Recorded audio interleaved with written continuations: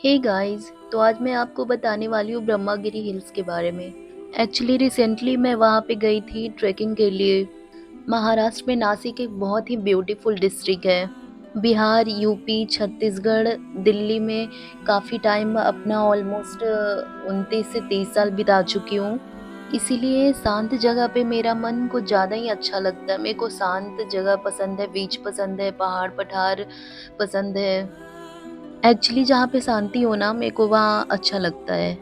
अगस्त वाली ये यात्रा काफ़ी रोमांचक थी। सबसे पहले तो हम शिरडी साईं बाबा गए, देन सिग्नापुर गए थे शनि भगवान के पास एंड देन वहाँ से त्र्यंबकेश्वर गए। देन अब बारी थी ट्रेकिंग करने की, ब्रह्मागिरी हिल्स जाने की। तो चलो आज मैं इसके सफ़र के बारे में आपको बताती हूँ। और यह सफ़र, यह ट्रेकिंग मुझे ज़िंदगी के उस लम्हों में लेके गया जो कि मैं कभी नहीं भूल सकती। That was one of the best moment in my life, जिसको मैंने अपने फैमिली के साथ बिताया था। हम ट्रेकिंग करना शुरू कर दिए थे।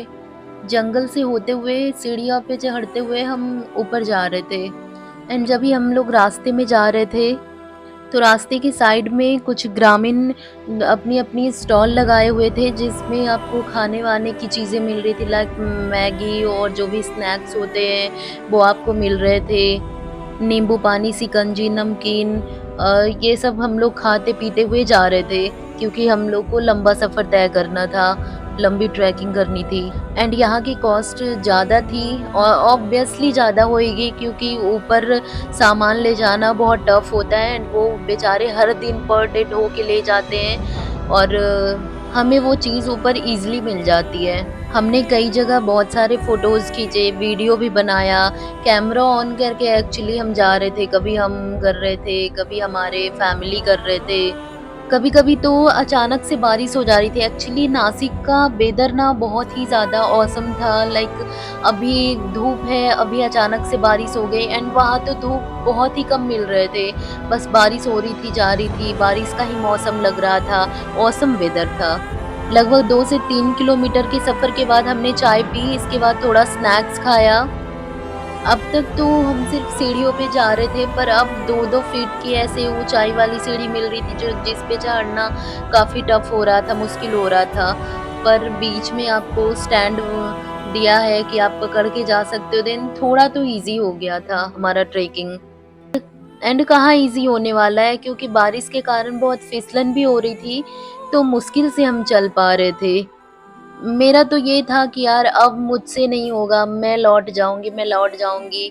पर मेरी mom, she is super woman, उन्होंने इतना एनकरेज करा मेरे को एंड फिर हम साथ में हो लिए कि ठीक है आगे लौट जाऊँगी। एंड एक चीज़ मैंने सोची जो ये कि हाँ, कितनी भी प्रॉब्लम हो, मैं लौटूँगी नहीं, क्योंकि पहले सोच रही थी, पर धीरे-धीरे जब भी मैं ऊपर जा रही थी सोचा अब जब आधे रास्ते आ चुकी हूँ, तो अब तो नहीं लौटूँगी।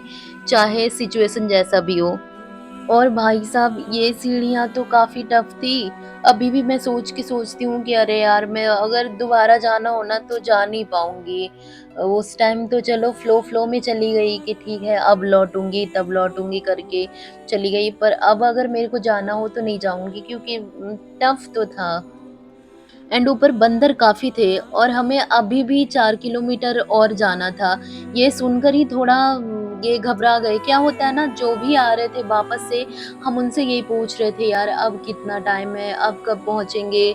और बता दो और कितना दूर जाना है, डिस्टेंस है? तो वो बोल रहे थे कि कोई-कोई तो बोल रहे थे कि ठीक है आगे ही है, अब तुरंत पहुँच जाओगे। कोई बोल रहे थे अरे अभी बहुत टाइम लगेगा, आपको शाम हो जाएगा, अभी 4 घंटे लगेंगे, 2 घंटे लगेंगे।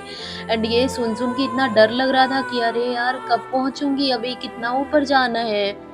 एंड ये रास्ता जो आया था, ये रास्ता ऐसा दिख रहा था जैसे दिल्ली के हुमायूँ का मकबरा दिखता है ना गुम्बद के जैसा, एंड उसमें हम लोग जाते हैं, वैसे ही ये रास्ता आया था अभी। एंड हाँ, दिल्ली का वो मकबरा में एकदम खड़ी सीढ़ियाँ मिलेगी आपको, उसमें जाना होगा ऐसे ही सेम आप देख रहे हो, सेम सीढ़ी ऐसे ही था। एंड अंदर जी जाना था, अंदर अंधेरा था, लग रहा था अरे भाई साहब कहाँ आ गए हम। एंड यहाँ चढ़ते वक़्त में जो पानी की बूँदें गिर रही थी वो काफ़ी चोट कर रही थी, लाइक वो चोट लग रहा था, क्योंकि वो काफ़ी एकदम पत्थर से टकरा-टकरा के बहुत मोटी-मोटी बूँदें आ रही थी। एंड इस मुश्किल भरे रास्तों को क्रॉस करके हम फिर एक मंदिर नुमा गुफा में, जो अभी जहाँ पे अभी है, इसमें आए। एंड शायद अभी आपने ध्यान दिया होगा कि इसके दरवाजे पे एक हनुमान जी का मूर्ति बना हुआ था। एंड पास में ही पीछे में एक कमरा नुमा, मतलब कमरा जैसा, मंदिर जैसा बना हुआ था। एंड फाइनली हम लोग ऊपर पहुंच चुके थे। सी, आज तक मैं ऐसा कोई जर्नी नहीं करी थी, लाइक अभी तक वैष्णो माता भी नहीं गई थी। जाना है कर करके, ठीक है जाऊंगी जाऊंगी, पर आज तक गई नहीं हूँ, और मैं इतना लंबा ट्रैवल पैदल ट्रैवल नहीं करी हूँ। चलो अब ब्रह्मागिरी हिल्स के बारे में कुछ मैं बताती हूँ। 1908 यानी कि 1908 में यहाँ के 2 सेठ थे जिन्होंने 500 करोड़ खर्च करके ये बनाया था। सीढ़ियाँ ऑलमोस्ट 500 नहीं ज़्यादा ही होगी, और इस पे चढ़ के आप आराम से पहुँच सकते हो, और सिर्फ सीढ़ी ही नहीं है, और भी मुश्किल मुश्किल रास्ते हैं। यहाँ पूर्व साइड में गोदावरी नदी बहती है, दक्षिण दिशा में बैतरना नदी, जो कि मेरे को प्रोनाउंस करने में थोड़ा हो रहा था कि बैतरना है या क्या है। एंड इससे पश्चिम पश्चिम साइड से जो नदी बहती है उसको आई थिंक गंगा नदी बोलते हैं। मेरे को अभी याद नहीं है, मैं वहाँ क्या था ना, चढ़ रही थी, जा रही थी, ट्रैकिंग कर रही थी, तब वहाँ लोग बताते जा रहे थे। एंड ये सारी नदियाँ ना गोदावरी नदी में मिल जाती हैं। आप ऑलमोस्ट 4 घंटे की ट्रैकिंग में आप ब्रह्मागिरी हिल्स पे पहुँच जाएँगे। अब क्या है ना, 4 घंटे का आप ट्रैकिंग करके आए हैं ऊपर, और ऊपर आपको स्टॉल दिखेंगे। एक स्टॉल में तो हम लोग रुके हैं, एंड वहाँ पे हमने मैगी खाया गरम-गरम, तो अच्छा लगा। ट्रैकिंग करने के बाद मैगी मिल जाए ना, तो ये कॉम्बिनेशन भी ऑसम है। लास्ट टाइम जब हम लोग हरिद्वार ऋषिकेश गए थे, तब हमने राफ्टिंग करी थी, एंड सी के बीच में हमने मैगी भी खाया था। एंड ये मैगी का कॉम्बिनेशन, चाहे आप पहाड़ पे जाओ, हिल्स पे जाओ, या सी के बीच में जाओ, सी बीच पे जाओ, मैगी तो नेसेसरी होता है। और एक चीज़ बताऊं, प्राकृतिक सुंदरता को देखने के लिए और उसे फील करने के लिए ब्रह्मागिरी हिल वेस्ट है, आप जा सकते हो। बहुत ज़्यादा, बहुत हार्ड भी नहीं है, और बहुत आसान भी नहीं है, और बहुत लॉन्ग टाइम के लिए भी नहीं है, तो आप जा सकते हो। और यहाँ की हवा में इतनी एनर्जी थी, पॉजिटिव एनर्जी, बहुत सुकून मिल रही थी, बहुत शांति मिल रही थी। अब देखो हम नीचे जा रहे हैं।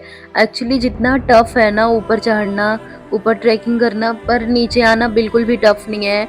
जितने टाइम में हम लोग गए थे उससे हाफ टाइम से भी कम में हम लोग नीचे आ गए थे। एंड बहुत सारे लोग जाओ तो टाइम का पता भी नहीं चलता है, खाते पीते इतने सारे स्टॉल लगे होते हैं कि आप खाते पीते पहुंच जाओगे आराम से। एंड ये काफ़ी एडवेंचरस था।